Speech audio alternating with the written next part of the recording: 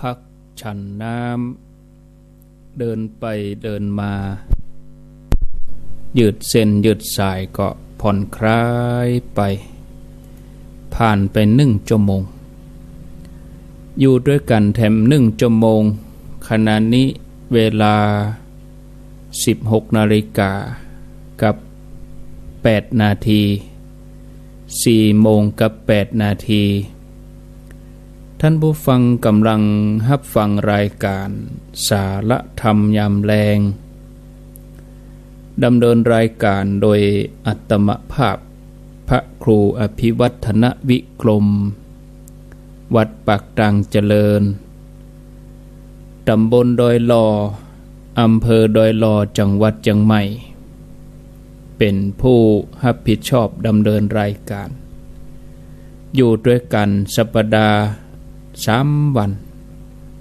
สัปดาห์หนึ่งก็มาปะกัน3 วัน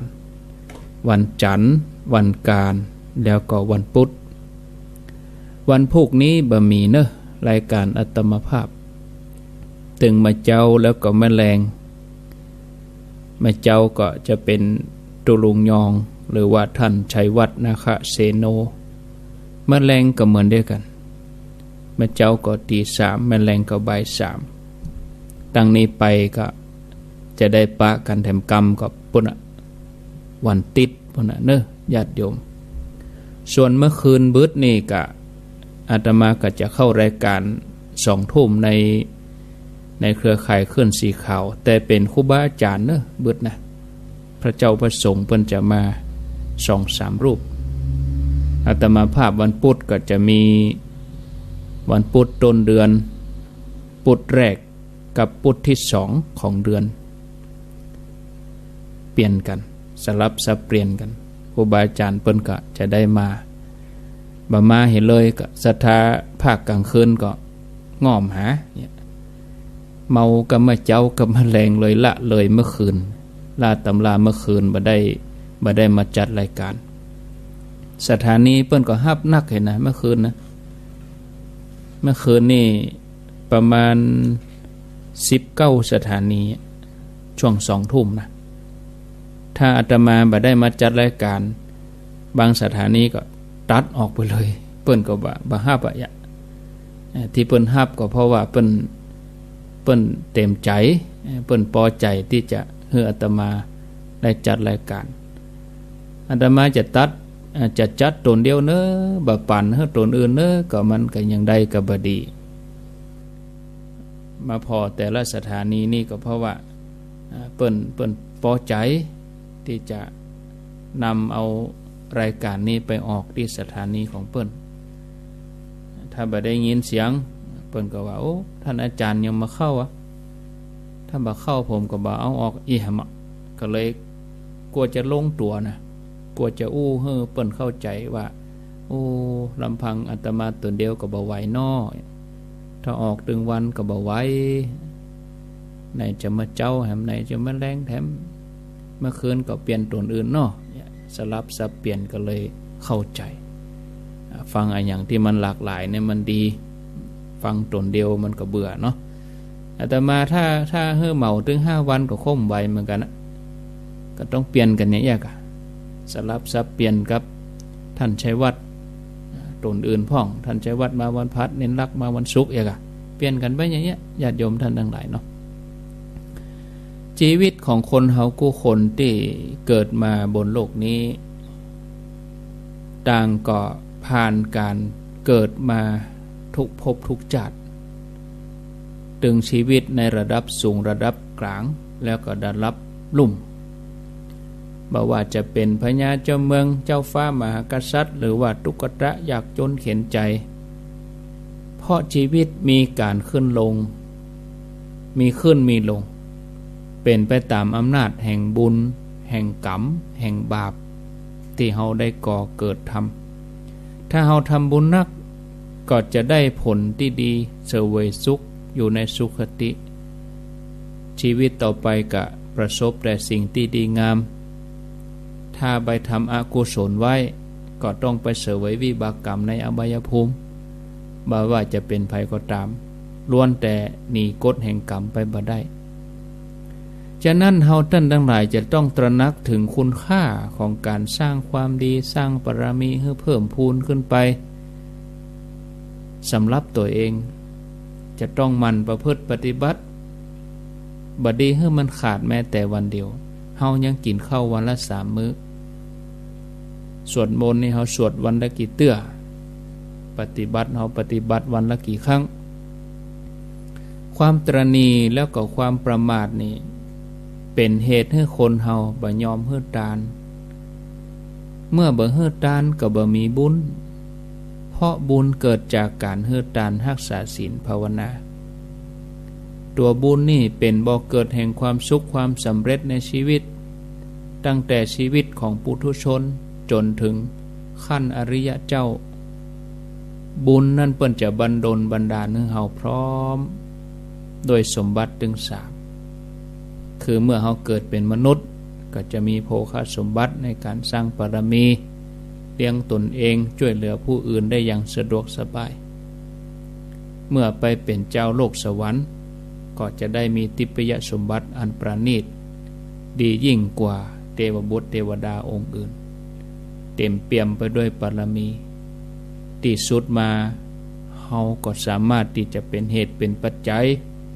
บรรลุเข้าถึงนิพพานสมบัติหมดกิเลสเหมือนดังพระอรหันต์เจ้าทั้งหลายบ่ต้องปิกมาในสังสารวัฏแถมต่อไปเมื่อครั้งที่องค์พระสัมมาสัมพุทธเจ้าทุกๆพระองค์เปิ้นเสวยชาติเป็นโพธิสัตว์เปิ้นก็ได้พิจารณาด้วยสติปัญญาว่าทานบารมีเนี่ยเป็นขั้นใดซี่แรกของการสร้างบารมีตั้งหลายตึงหมดตึงมวลเปิ้นก็เลยเริ่มต้นสร้างทานบารมีก่อนพอถ้าเฮือทานบารมีเต็มเปี่ยมบารมีอย่างอื่นก็จะตวยมาอย่างที่เฮาสวดเฮาท่องกันบารมี10 ตัด30 ตัดเฮาส่งท่องตานะบารมีเนี่ยยามใดที่เฮาพร้อมโดยโภคสมบัติเฮามีศรัทธาเฮาปะเนื้อนาบุญยามนั้นเฮาย่อมสร้างบารมีได้อย่างสะดวกสบายยามใดที่เฮาบ่มีทายธรรมบ่มีโภคสมบัติแม้จะมีศรัทธามีเนื้อนาบุญมาโปรดเฮาก็บ่อาจจะเฮือตานได้กว่าจะสร้างบารมีอื่นๆแต่ละอย่างมันแสนทุกข์ยากฉะนั้นทานบารมีก็เลยเป็นสิ่งสำคัญญาติโยมอย่างเรื่องที่เคยเกิดขึ้นในอดีตมีพราหมณ์2 สามีภรรยาเป็นคนทุกข์คนยากอาศัยอยู่ในเมืองสาวัตถีมีสมบัติติดตัวเพียงแต่ผ้านุ่งคนละผืนเท่านั้นผ้านุ่งผ้าห่มติดใจสำหรับคุมกายเพียงผืนเดียวเมื่อจะออกไปข้างนอกก็ต้องเปลี่ยนกันวันหนึ่งได้มีการประกาศทั่วบ้านทั่วเมืองเปิ้นเปล่ากันเปิ้นเอิ้นกันว่าวันนี้พระพุทธเจ้าจะมาแสดงธรรมเน้อ2 สามีภรรยาพราหมณ์กับพราหมณีได้ฟังอย่างนั้นฟังเปิ้นเจิญจวนก็เกิดปีติยินดีใครไปฟังธรรมโดยเปิ้นแต่เนื่องจากว่าเป็นคนทุกข์คนยากต้องเปลี่ยนกันไปบ่อาจจะไปฟังธรรมพร้อมกันผู้เป็นสามีก็เลยบอกนางพรหมณีว่าเฮ้อเธอเนี่ยไปฟังธรรมในเมื่อวันนะส่วนฉันจะไปฟังธรรมเมื่อคืนเมื่อตกลงกันอย่างนี้แล้วถึงเวลาเมื่อคืนผู้เป็นสามีก็เดินทางไปฟังธรรมก็เกิดความเริ่มใสปีติเกิดกุศลไข้ตาลโดยเปิ้นจะเอาผ้าห่มเนี่ยตาลผ้าห่มที่ตัวเก่าตุ้มมานะเกิดความกังวลใจเกิดว่าถ้าเอาผ้านี่ตาลเนี่ยวันผูกนางพรหมณีจะเอาผ้าที่ไหนมาห่มฟังธรรมแห่ง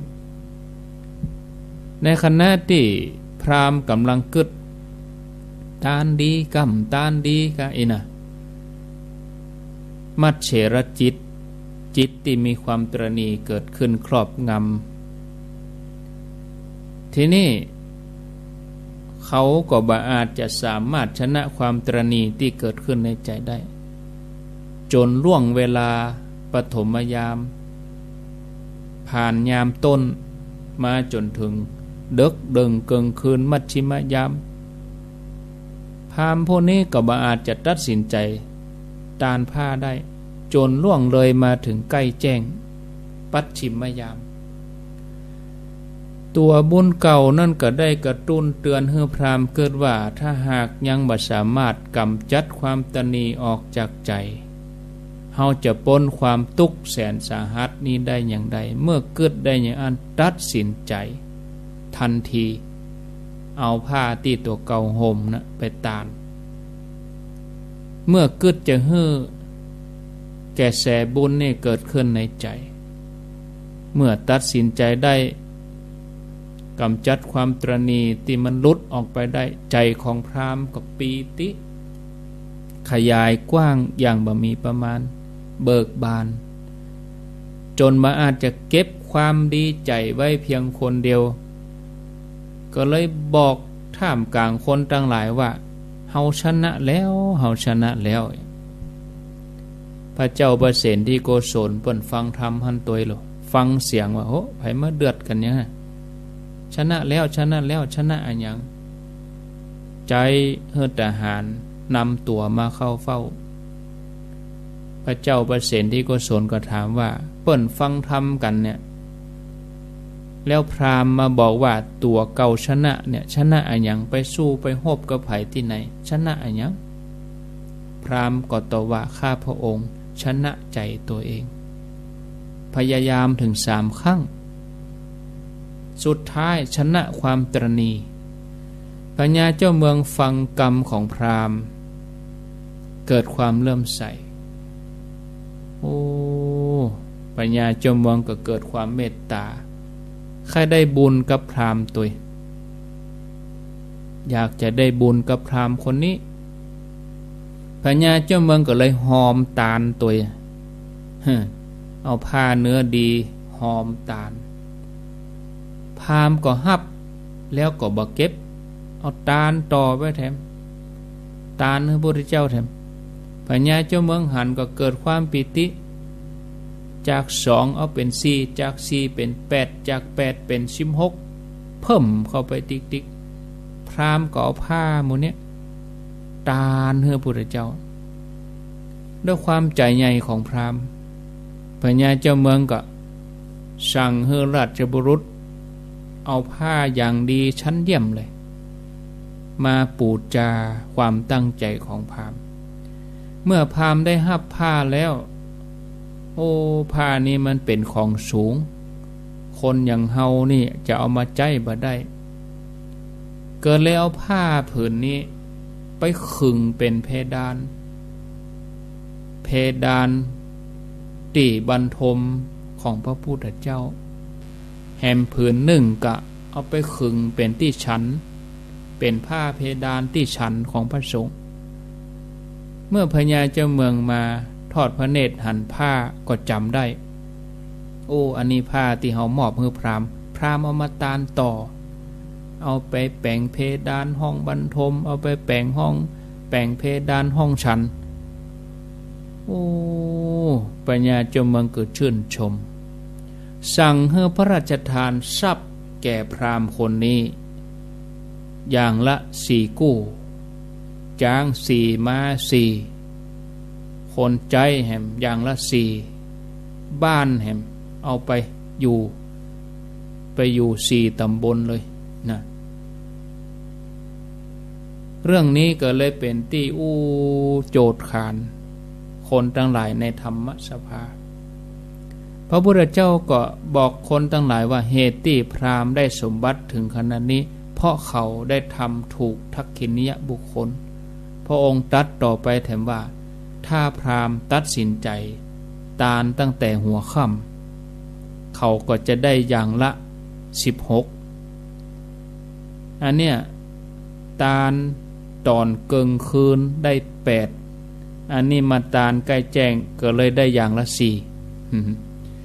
ดังนั้นญาติโยมทั้งหลายเมื่อเกิดศรัทธาเปิ้นฮ้องว่าเมื่อเกิดกุศลจิตกุศลจิตที่เกิดขึ้นในใจเนี่ยขใจทำพอเขาจะไปรอ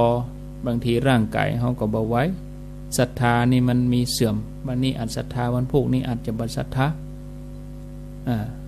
เมื่อเกิดศรัทธาก็ทำเหี้ยนะศรัทธาญาติโยมท่านทั้งหลายพระองค์ก็ทรงตรัสว่าเมื่อจิตเลื่อมใสในที่ใดพึงฮื้อตานในที่หั่นตานแล้วแก่ผู้ที่มีศีลมีผลแต่ตานในที่ผู้ทุศีลหามีผลไม่ฉะนั้นขอมือเฮาทั้งหลายญาติโยมตานทำบุญทำความดีสร้างบารมีแข่งกับเวลาที่มันเหลือน้อยไปถึงวันมาเกิดถึงเนี่ยวันนี้สิ้นเดือนละนะเผลอแป๊บเดียวบ่ได้วันพุธก็เป็นวันที่4เดือนที่4ของปีแล้ววันพุธเขาก็จะมาสวัสดีอาตมาไม่ได้เข้ารายการนะแต่ว่าท่านชัยวัฒน์ก็จะมาสวัสดีเดือนใหม่แข่งกับสังขารแข่งกับเวลานี่เนอะญาติโยมมันโว้ยเหี่ยแต่เจ้าเฮาก็หาห้องกันลูกแม่เดี๋ยวนี้ญาติโยมก็จะดีเสาะเข้าแรงลูกหลานเลิกหงห่ำหงยันญาติโยมเลิกการเลิกงานเนาะมันโวยญาติโยมท่านทั้งหลายแต่วันเวลาล่วงเลยไปเนาะวันนี้ก็คงจะเอาไว้เตออีกก่อนนะพอเวลาแล้วก็4 โมงจะเกิงแล้วเนาะหันว่าพอสมควรแก่เวลาก็ขอบคุณในกุศลเจตนาของศรัทธาญาติโยมทั้งหลายที่ยังอยู่ด้วยกันเป็นกำลังใจให้กันฟังกันเหนียวแน่นอยู่เนาะเขาก็มีเป็นช่วงนะแต่ละช่วงเขาก็อู้ธรรมะพ่องถ้าอู้นักไปก็กลัวญาติโยมเขาจะเบื่อกลัวญาติโยมเขาจะก้ายสลับสับเปลี่ยนกันไปขอเชิญชวนร่วมงานวันกตัญญูวันคล้ายวันมรณภาพหลวงปู่ครูบาอินโทพระครูวรวุฒิคุณวันที่12 เมษายนที่วัดใหม่หนองหอยตำบลสันติสุขอำเภอไดหลอดจังหวัดเชียงใหม่ก็เชิญชวนญาติโยมท่านทั้งหลายวันที่12 เมษายนวันพุธวันฮือเนี่ยกันเนาะแล้วก็งานที่จะเกิดขึ้นงานหน้าหมู่ก็วันที่30นะญาติโยมทั้งหลายวันที่30 เมษายนขอเชิญชวนญาติโยมทุกท่านทุกคนงานสะเก้าดำหัวครูบาอาจารย์สังฆะพระนักเผยแผ่พระนักพัฒนาวันที่30 เมษายนเชิญชวนญาติโยมท่านทั้งหลายที่สถาบันธรรมาภิวัตร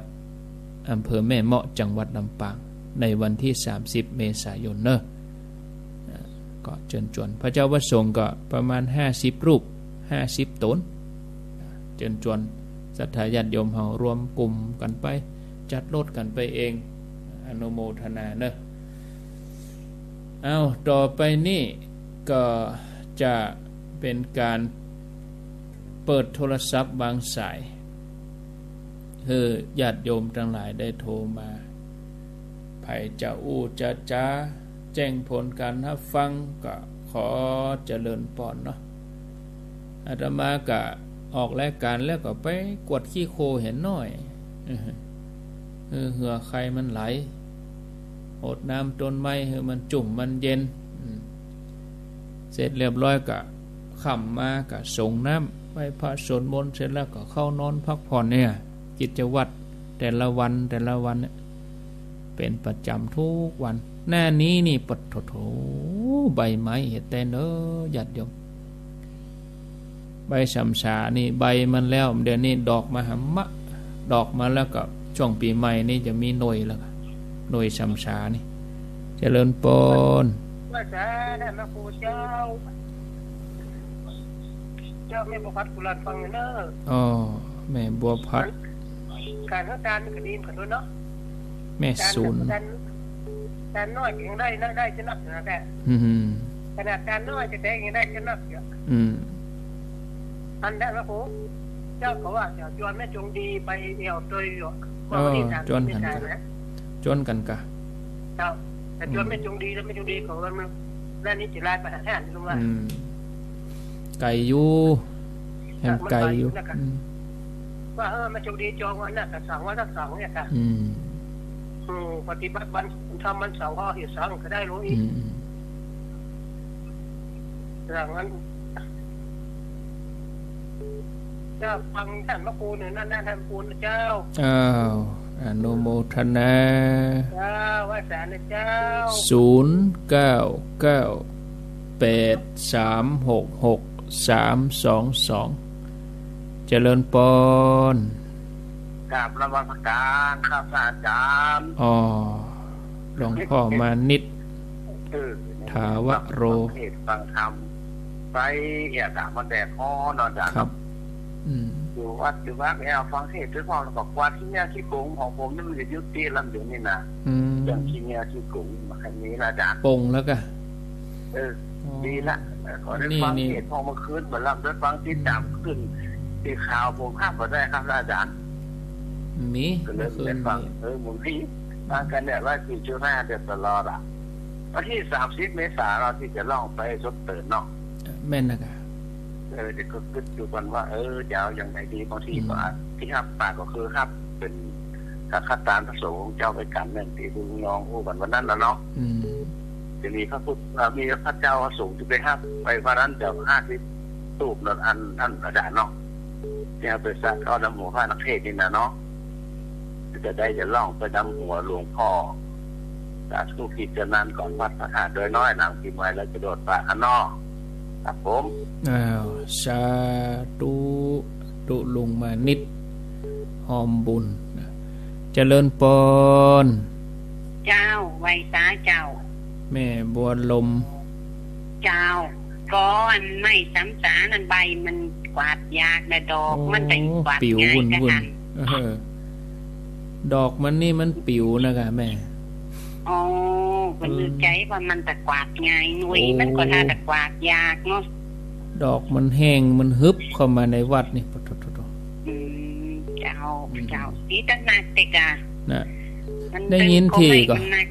ใบใหม่ก่อนนะอย่างที่วัดที่บ้านก็อ่านหน่อหน้าอันนี้ใบใหม่ลำไยกับดอกไม้แก้วเจ้ากินกำลังใจเด้อโอทนา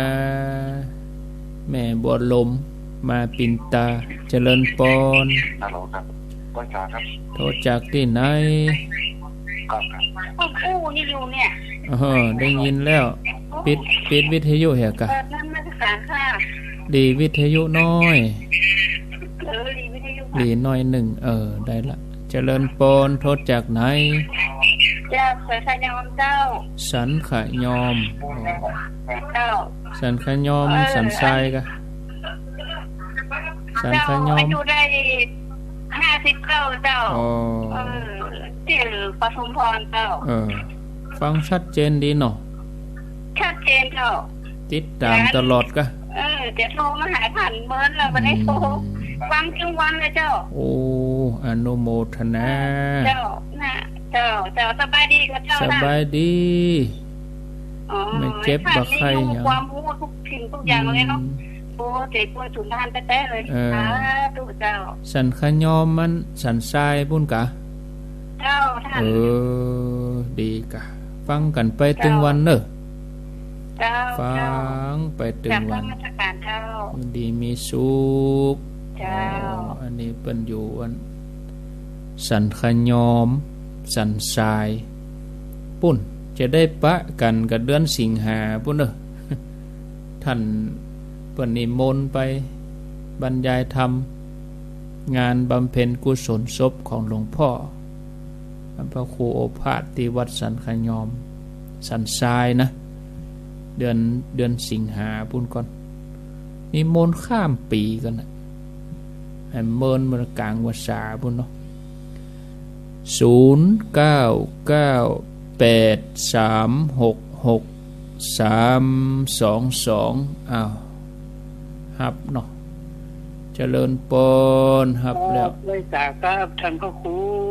อ้าวอันนี้ก็สันทรายแหมกำเนาะครับ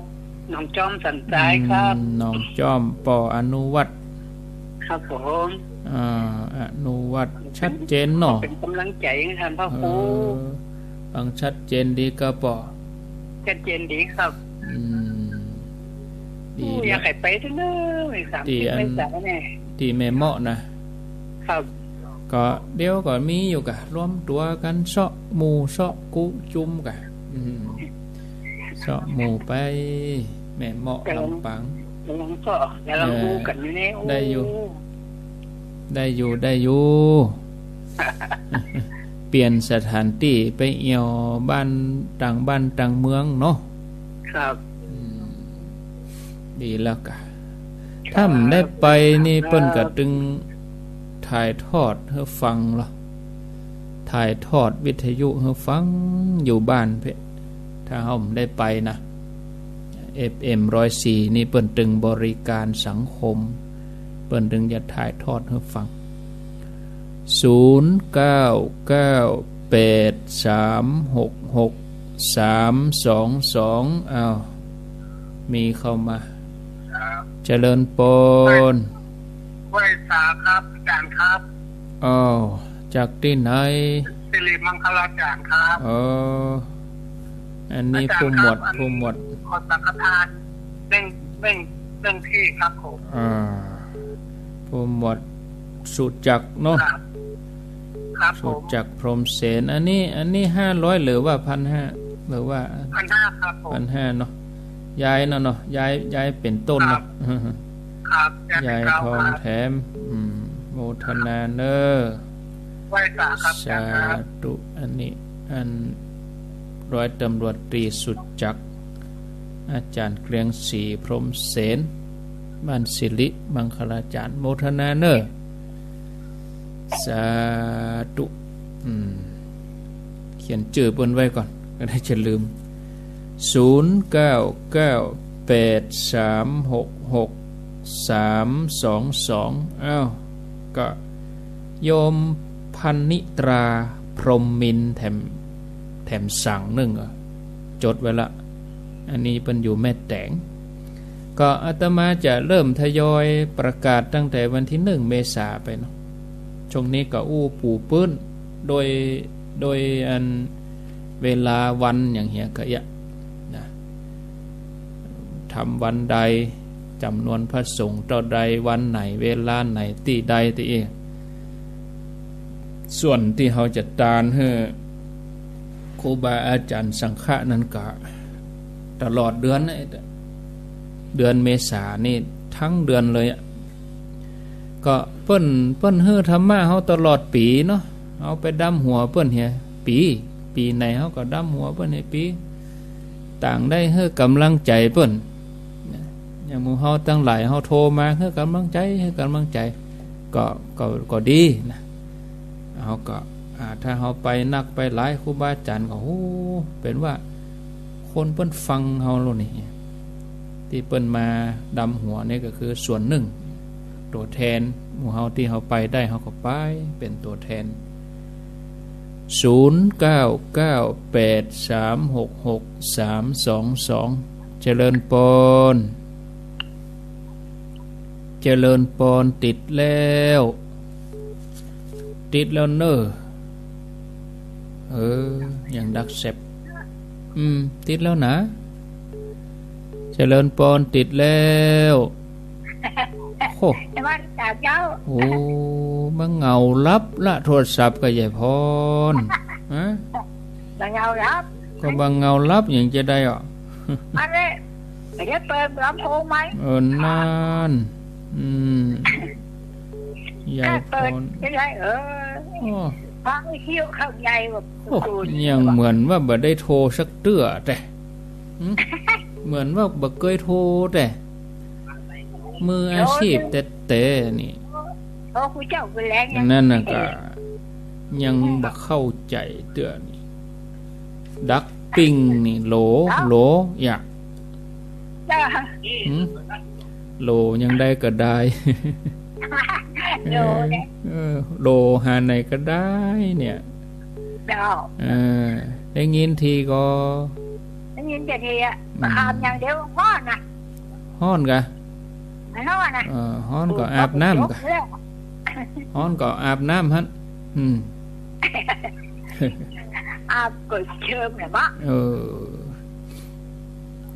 อยู่ปื้นเก้าไม้เอาน้ำมาโหดต้นไม้ต้นตอกหันกะเอาน้ำมาหดต้นไม้ต้นตอกก็นั่งฟังรู้เจ้าไปตัวกะก็น้ำเหมืองก็แบบมีน้ำอ่ะโอ้น้ำก็แห้งอ่ะน้ำแห้งอ่ะมั้งน้ำยังได้ก็ได้แต่น้ำก๊อกเอาน้ำก๊อกใส่ยางหันกะใส่ยางฉีดไผไม่อยู่ด้วยฮะเนาะโมเปิดมาแปลงหัวบ้านอ่ะมิชลาเปิดมาแปลงหัวบ้านง่อมก็เอาน้ำหดน้ำปีใหม่ชลาหันกะหดน้ำปีใหม่ชลาหันเนอะโมทนายายพรร้องวัวแดงร้องวัวแดงสันกำแพงเอามีเวลาแหมนักอยู่ญาติโยมอู้จากันไปโทรบัดดันกับปั่นเวลาให้เราลูก0998366322เจริญปนจากที่ไหนแต่กี้มันดับมันอย่างได้มันได้ยินกะแม่หลวงมารับพระเจ้าน่ะเวลาไทยจะเวลาไทยจะมันจะมีเสียงบ่ค่อยชัดเสียงเบาไปอ่ะเจ้าเสียงมันเบาไปหน่อยมันฮ้อนนะเครื่องทรงนี่ถ้ามันฮ้อนนี่กำลังทรงมันลดลงนะเจ้ามันต้องเย็นประมาณ25องศาวันนี้ก็ช่ำฮ้อนโอ้มาเดือนนี้30ปลายมันฮ้อนหยกๆอ่ะกะไฟฟ้าเข้าให้ไปกวาดที่หูวัดนี่ห้องมันก็อัพเนี่ยเครื่องมันฮ้อนมันอุณหภูมิมันฮ้อนมันกำลังส่งมันจะลดลงน่ะก็อินดูเวลาน่ะหน้าฮ้อนเนี่ยเปลี่ยนกันได้เปลี่ยนกันคนละวันโมทนาเนอคนเฮายังฮ้อนเนาะขนาดคนเฮายังฮ้อนได้เจริญปนเจ้าไว้สาเจ้าจากดังใดสุเตี้ยเจ้าสุเตี้ยฟังอยู่เลยแม่บุญปันเนาะมาดับอย่างกะตะกี้แม่บุญปันมาดับเจ้ามาดับเจ้าเวลาเปิ้นถ้าจะไหลบัดจับนะถ้าจะบัดจับก็ก่อนหน้าเปิ้นไปฟังข่าวนี่กะเจ้าไปเคลื่อนนอนนี่เปิ้นไหลไปหาข่าวอ่ะปีกมันไหลมานี่หมีอะไรอย่าหายไปเหยอ่ะเจ้ายินดีเนอเจ้าแม่บุญปันบ้านศพเตี้ยจอมตองเจริญปนภาษาเจ้าทานพ่อครูอันนี้อยู่ที่ไหนอันนี้อยู่บ้านคุณเหลาเจ้าฮะคุณเหลาเจ้าคุณเหลาเมียงบ่เป้าบุญน่ะเจ้าไปฟังอย่างใดฟังคลื่นไหนคุณเหลาฟัง400 เจ้ามาโทรมาบอกนี่หมูฮู้รู้นี่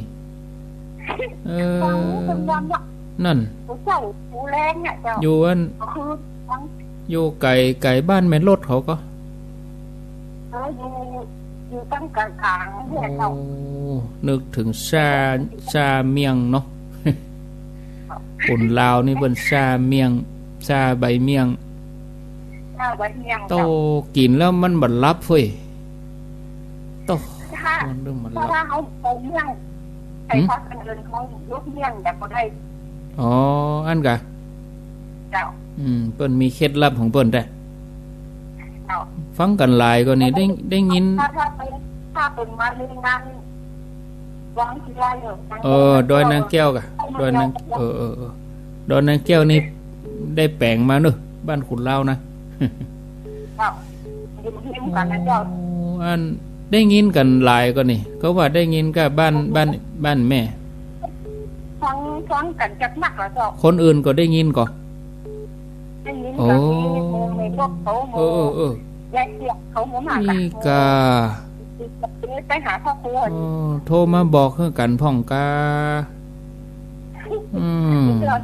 โทรหามันบอกตามคนมากอ่ะวันนี้จังหวะดีเนาะเจ้ายินดีเนอะสาธุข้ามไปโดนนางแก้วบนก็104เนี่ยถ้าเฮาแบบเปิดสายอย่างนี้ถ้าเฮาแบบปั่นตากันนี่เฮาก็บ่ได้ยินนะขุนลาวนี่ลงโดยนางแก้วไปลายเวียงเป่าไปพุ่นนะไก่หน้าแก้เหมือนกันนะบ้านขุนลาวนี่หล่อลงไปพุ่นกับมีซ้ายมือบ้านเปิ้นอยู่ในหุบหิวอยู่ในห้วยพุ่นม่วนนะเย็นเปิ้นปลูกเมี่ยงกันเวลามีกินมีตาลนี่เปิ้นตึงแปลงล่ะเมนูชาใบเมี่ยงใส่แคบหมูตอนที่อันไปดอยนางแก้วเปิ้นก็เอามาเลี้ยงมาสู่กันเนาะก็ได้เฮาก็จะได้ไปร่วมกันแถมนั้นจะเป็นวันใดเวลาใดนั่นก็ก้อยว่ากันนะรอฟังกันแล้วกันมาเมินเนี่ยนะมาเมินเนี่ย0998366322เจริญปนเจริญปนอยู่ที่ไหนที่จัดนั้นโทรจัดไหลกอมแล้วมันบัดตาโทษจากไหนหนองบัวใช่ก็แดนเจ้าหนองบัวฟังกันหลายเนาะเจ้าได้ฟังกันหลายคนฟังกันนักกันหลายเจ้าก็ฟังท่านเทศที่ทำบุญจ้ะเข้าใจแค่นี้เจ้าที่ได้ทำไปนั้นเหมือนกับท่านที่ว่าก็แล้วเจ้าแม่เจ้าก็ฟังแม่แรงก็ได้ฟังเนาะแม่เจ้าก็ฟังแม่แรงก็ฟังเบิดเมื่อคืนนะเบิดเมื่อคืนก็ฟังกันแถมเนอะเจ้าสาธุเบิดนี่จะเป็นครูบาอาจารย์สังฆะเนาะพระเจ้าพระสงฆ์เปิ้นเบิดก็คงจะเป็นท่านพระครูสถิตสารคุณกับท่านพระครูกัลยาณปราโมทย์นะมันปุดเพราะว่าปุดติแล้วเฮาไปที่อินทนนท์พุ่นเหี่ยถวายเวลาให้เปิ้น2ปุดกลางเดือนกับปุดสิ้นเดือนหนึ่งมี4อาทิตย์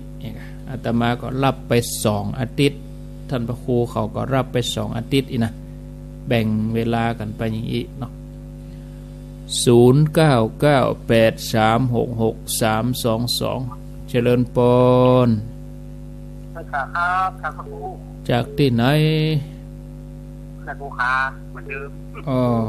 ภูคาสันกำแพงครับผมได้ยินชัดดีชัดเจนก็ชัดดีแล้ววันเนี้ยฟัง104เนาะฟ้าขมวนห้องกันฟ้ามันถ้าจะลงวันนี้ก็ที่โดยรอนี่ก็หาลมประเด็นนี่ไม่ได้นี่ลมนะพอทั้งนอกใบไม้ปิว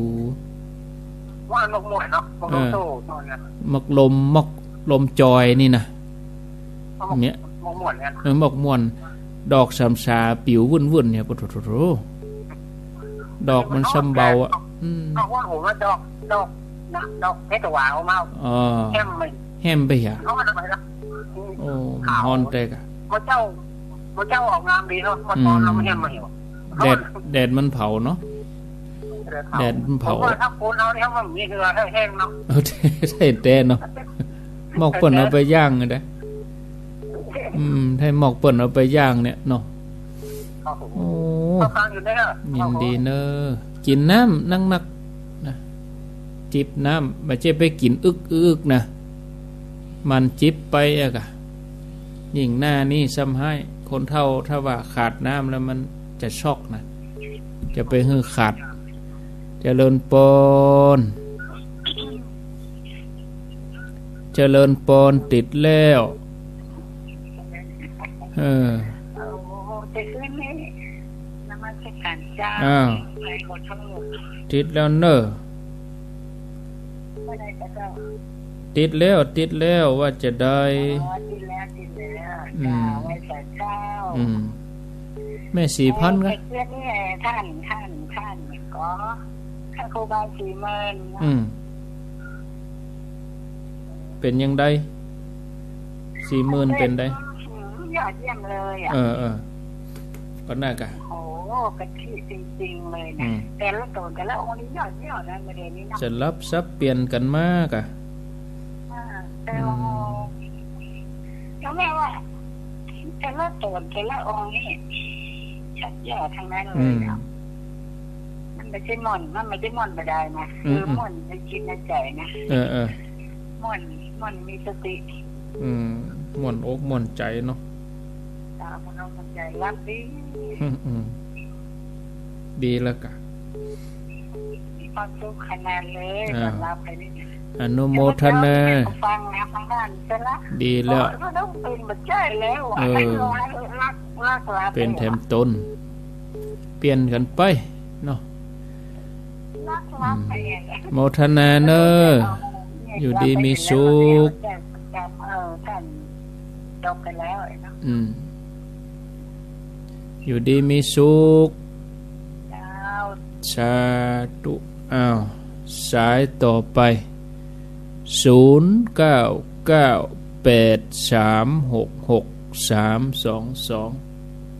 16:49 4:49ไผมีหยังจะอู้จะจ๋าก็กำเดียวโทรมาหากันข้างแหม10 นาทีสุดท้ายกำเดียวจะลากันไปแล้ว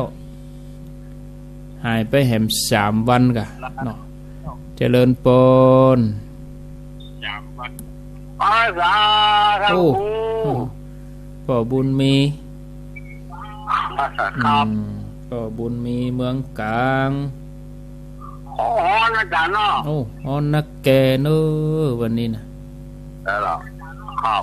30 กว่าองศาได้ยินชัดเนาะใกล้หันนี่แต่ข้ามครูรักเจรีเด้อ98นะโมทนาดูต่างฟังสาธุต่างน้ำตกแม่กลางแล้วก็ห้วยไฟเต็มหมู่เมืองกลางเต็มหมู่อังคลักษ์ขวางเป้าหมู่นี่ศพเตี้ยบ้านหลวงเวียงหนองล่องบ้านโฮงก็ล้ำมาโดยหล่อพ่องแต่ว่าบ่ได้ครอบคุมทั้งหมดเด้อมาหายแต่หมู่แม่ขานเนี่ยนี่แม่ขานแถวแม่ขานนี่บ่ได้ยินทีละขึ้นที่ห้วยตองซักนี่นะเพราะว่าเสามันต่ำกำลังทรงก็น้อยก็ก้อยแปลงกันไปนะก้อยแปลงไป0998366322เจริญปนเจ้าไหว้สาเจ้าท่านพระครูจากที่ไหนไม่ค่อยปากกล้วยชุวันเจ้าปากกล้วยวันนี้มาเดียววันนี้สายว่างนักจ้ะเย็นไม่ฟังกับพ่อฟังเปิ่นอูน่ะกะฟังเปิ่นโทรดีกว่าจ้ะวันนี้สายว่างเลยโทรโทรมาฟังทั้งวันจ้ะฟังตลอดโทรมาเตอะเป็นยังเจ้าโทรมาเยี่ยมมาซาเมียงให้ลำไหนเมียเคยกินกับเมียหรอโทษก้อยไปกินโคมก็ฮะบ่โคมแล้วลำดิขยะเปิ้นเอาส้มตัดเปิ้นเอาส้มเขาตัดเห็นหรอตั้งเพมันมีต้นเมียงด่ะมีเมียงปิดกำน่ะมีขุนลาวป่ะมีขุนลาวถ้ากินก็ล้ำนะถ้ามาตอนนี้ถ้ากินมาได้หนึ่งมันจึงบ่ล้ำหนึ่งมาตอนน่ะยอดมันนะยอดอ่อนมันนะเป็นยังเขาเป็นยังเขาหม่วงนะท่านยังเดียวกันนะ อย่างเดียวกันเหมาะอร่อยแท้ๆไฟสานะเจ้าท่านดีเนอเจ้าโอ้คุณที่อันนี้จังสนทนาวันนี้ท่านบ่มาเนาะเพิ่นจะมาเดือนหน้าปุ่นก่อนเนาะอ๋อเจ้าไว้สาเจ้าดีมีสุปากกล้วยสุพันเจริญปนเหลือแถม7 นาทีจากที่ไหนอุบาสกบ้านหวยน้องหวยโดยหอครับโอ้น้องหวยได้ยินอยู่เนาะได้ยินจ้ะขึ้นห้อยตองซักกะครับเข้าแปดโอ้เข้าแปดยังได้ยินอยู่ได้โอ้ได้ยินทีจังพูดได้ยินทีกะโอ้ได้ยินทีสักทีเลยโอ้ดีกะได้ยินถึงไม้น้องหอยก็ดีแล้วครับโอ้แล้วสักทีดีฟังตลอดเนาะโอ้ฟังตลอดโอ้อนุโมทนาเนอวันหน่อยมาได้ยินเลี้ยวลูกบ่าวเรียกน้องลูกบ่าวจะฟ้องแต่ว่ากูคนเดียวต้องอนุโมทนาสาธุอ้าวสายต่อไป0998366322อ้าวมีเข้ามาไผจะอู้จัดจาก็ขอเจริญปอนโทรเข้ามาแจ้งผลการรับฟังเนอะศรัทธาญาติโยมท่านทั้งหลายอ้าวครั้งแถม7 นาที0998366322อ้าวโอ้สายมันจะจนกันพ่องเนาะสายมันจนกันงั้นเดี๋ยวญาติโยมเขาโทรมาว่ามันฝากข้อความนี่เพราะว่าสายมันจนกันเจริญปนไหว้สาเจ้าท่านพระครูว่าจะได้ทำบุญนานโกบุญหมดทำไปเลยโกบุญหมดนั่นจ้ะขึ้นอย่างทำไปเตรียมไปเนาะน่าจ้ะสร้างสมไปเปิ่นทำอย่างที่ไหนก็ทำตัวเปิ่นไปแต่เล็กแต่น้อยอย่างนั้นนะก่อยเนี่ยไปทำไปทำไปนั่นน่ะมันนั่นโกบุญหมดอย่างเงินฝากธนาคารนะจ๊ะก็ไปเรื่อยๆเอาเติมไปเลยเติมไปเลยน่ะนะมันก็ยิ่งนักมาจ้ะอนุโมทนาเนอจะกินเจ้าสาธุเอาสายต่อไป0998366322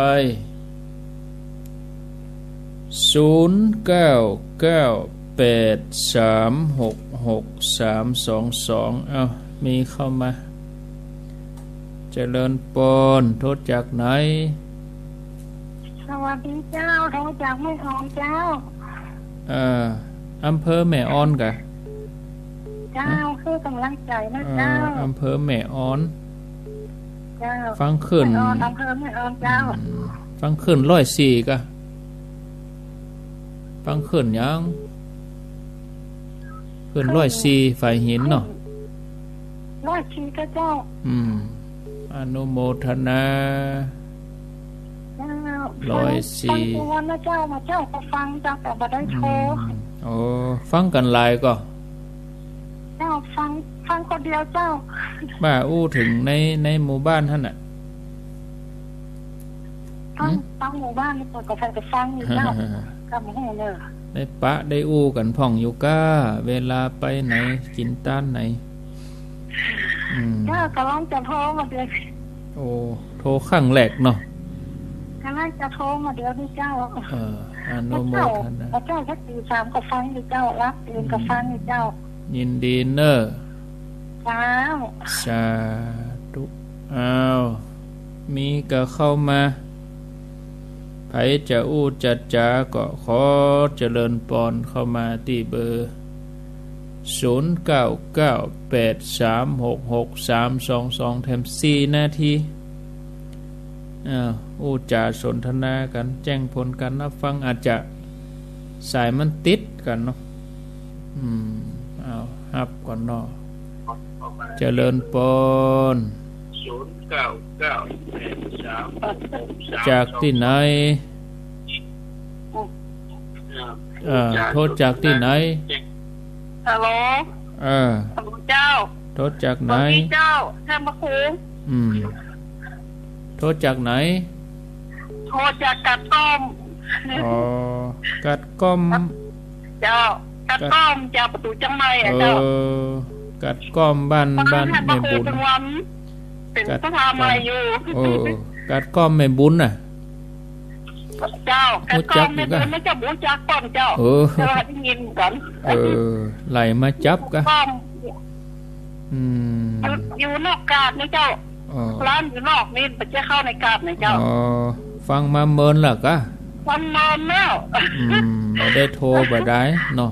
เจ้าม่วนนี่เหรอฟังกันไปฟังถึงวันนะยินดีนักๆเน้อเจ้าดีมีสุขสอนดีหรอฟังถึงวันนะเจ้าบุญกรรมบุญจูเจ้าอ๋อกาดนี่เปิ้นกว้างเนาะ